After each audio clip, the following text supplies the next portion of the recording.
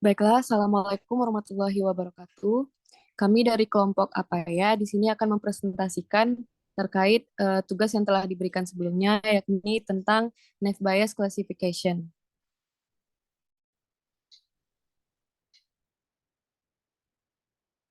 Adapun anggota kelompok kami, yang pertama ada Delicia Syifa Makfira, kemudian ada Zuhabi Ma'al Farouk, dan saya sendiri, Sevilla Reisha Razade Stefano.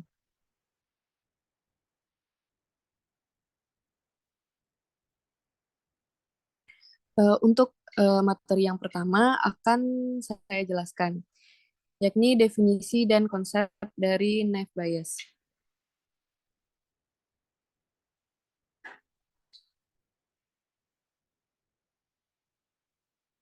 Naive Bayes adalah model machine learning di mana dipakai untuk membedakan suatu objek yang berbeda berdasarkan fitur tertentu. Sederhananya, Naive Bayes ini menjelaskan bahwa suatu kehadiran fitur tertentu di kelas tidak terkait dengan kehadiran fitur lainnya.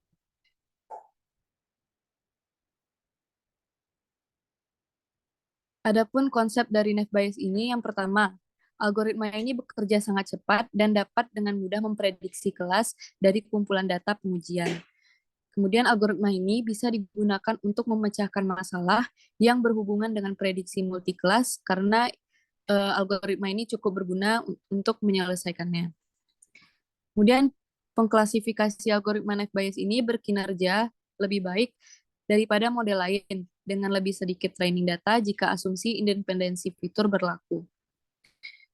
Kemudian algoritma ini bekerja sangat baik dengan variabel input kategoris dibandingkan dengan variabel numerik. Next.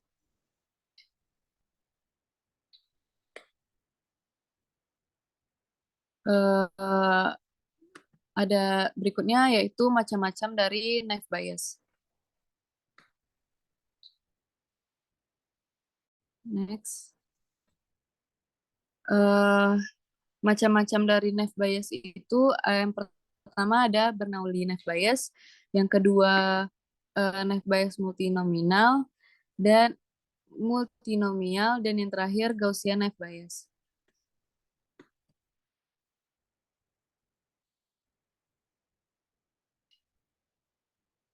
Adapun kegunaan dari Naive Bayes.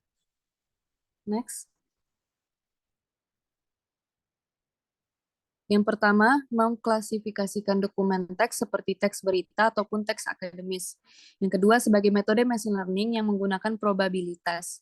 Yang ketiga, untuk membuat diagnosis medis secara otomatis, kemudian mendeteksi atau menyaring spam, dan yang terakhir, multi-class prediction, atau juga algoritma ini terkenal dengan fitur multi-class prediction. Nah, algoritma ini dapat memprediksi probabilitas beberapa kelas variabel target. Next. Baiklah, untuk materi selanjutnya, yakni kelebihan dan kekurangan, akan dijelaskan oleh rekan saya, yakni Delicia Mafira. Kepada Delicia, dipersilakan.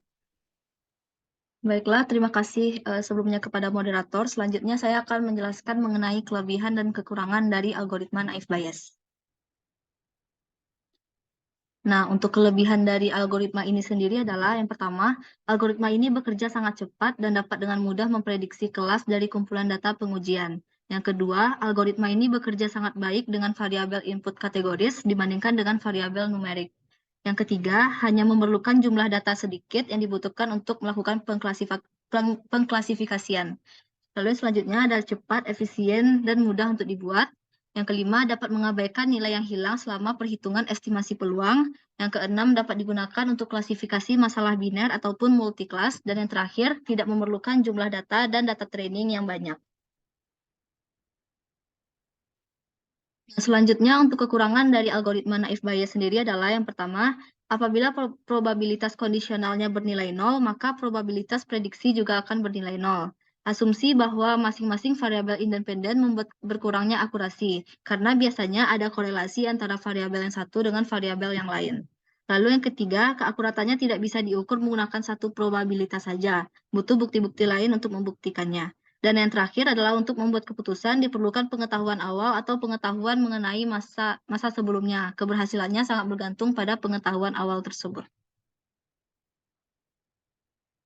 Baiklah, selanjutnya merupakan persamaan dari algoritma naive Bayes. Nah, berikut merupakan persamaan atau rumus dari teorema naive Bayes, di mana rumusnya adalah PHX sama dengan PXH dikali PH per PX, di mana keterangan dari rumus tersebut adalah X merupakan data dengan kelas yang belum diketahui, H merupakan hipotesis data X yang merupakan suatu kelas yang lebih spesifik, PHX merupakan probabilitas hipotesis H berdasarkan kondisi X atau posteriori probability. Lalu yang PH merupakan probabilitas hipotesis H atau prior probability. Lalu PXH merupakan probabilitas X berdasarkan kondisi pada hipotesis H. Dan terakhir PX merupakan probabilitas X. Nah, berikut merupakan cara kerja dari algoritma naive Bayes. Nah, untuk tahapan penyelesaian dari algoritma ini sendiri adalah langkah pertama, siapkan data dalam bentuk decision system atau kasus lama. Lalu langkah kedua, siapkan data baru atau kasus baru yang akan dilakukan pengklasifikasian. Lalu langkah ketiga, hitung peluang hipotesa PXH untuk setiap kriteria. Langkah keempat, hitung PXH-PH untuk setiap label. Langkah 5, hitung PXH PH per PX berdasarkan label. Langkah 6, bandingkan nilai antar label, nilai paling tinggi yang menjadi hasilnya.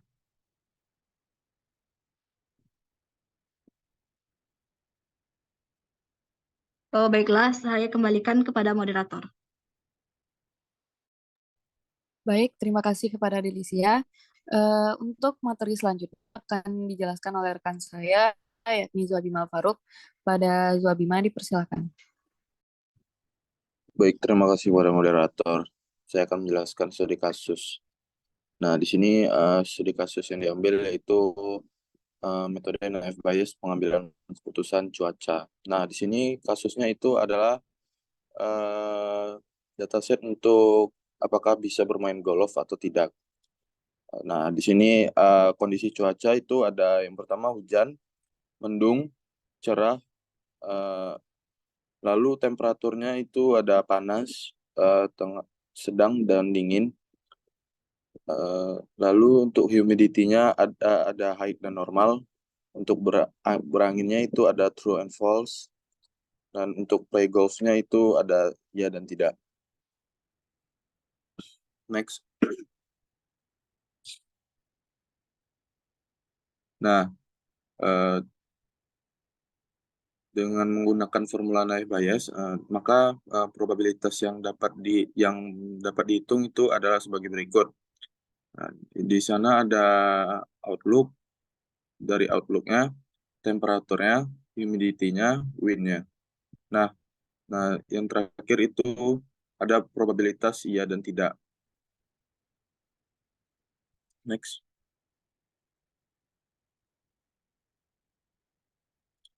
Pada gambar di atas, kita telah menghitung masing-masing fitur dependennya secara manual pada tabel 1-4. Misalnya peluang bermain golf jika suhunya dingin, yaitu peluang temperatur dingin play golf yes sama dengan 3/9.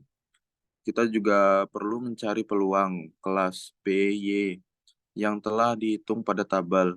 Misalnya play golf yes 9/14.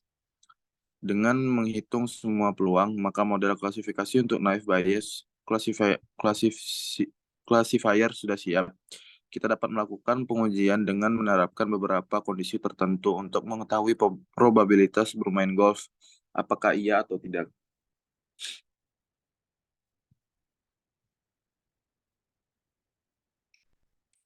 Nah, dengan untuk perhitungannya itu untuk peluang untuk iya itu ada peluangnya sunny outlook, lalu hot temperature, lalu normal humidity, dan yang terakhir itu no windy. Di per peluang hari ini. Lalu kemudian peluang untuk tidak bermain golf itu adalah peluang not today, itu peluang sunny outlook, hot temperature, normal humidity, no wind, dan per today. Karena variabel pembagi P today identik dengan persamaan, kita dapat mengabaikan P to day dan menemukan probabilitas proporsional dengan persamaan. Nah, untuk peluang yes itu didapatkan hasilnya sekitar 0,0141 dan untuk peluang tidak itu didapatkan hasilnya sama dengan 0,0068. Lanjut. Nah, mengingat jumlah peluang kejadian harus bernilai 1, maka peluang untuk hari ini tambah peluang untuk tidak hari ini itu sama dengan 1. Lalu kita dapat melakukan normalisasi dan hasil normalisasi untuk peluang ianya itu dapat sekitar 0,67 dan peluang untuk tidak itu dapat sekitar 0,33. Maka dibandingkan antara kedua probabilitas tersebut, karena hasil probabilitas iya itu lebih besar daripada probabilitas no, maka kondisi cuaca yang diberikan prediksinya itu adalah ya. Jadi kesimpulan yang dapat diambil itu orang tersebut dapat bermain golf pada hari itu. Sekian, saya kembalikan ke moderator.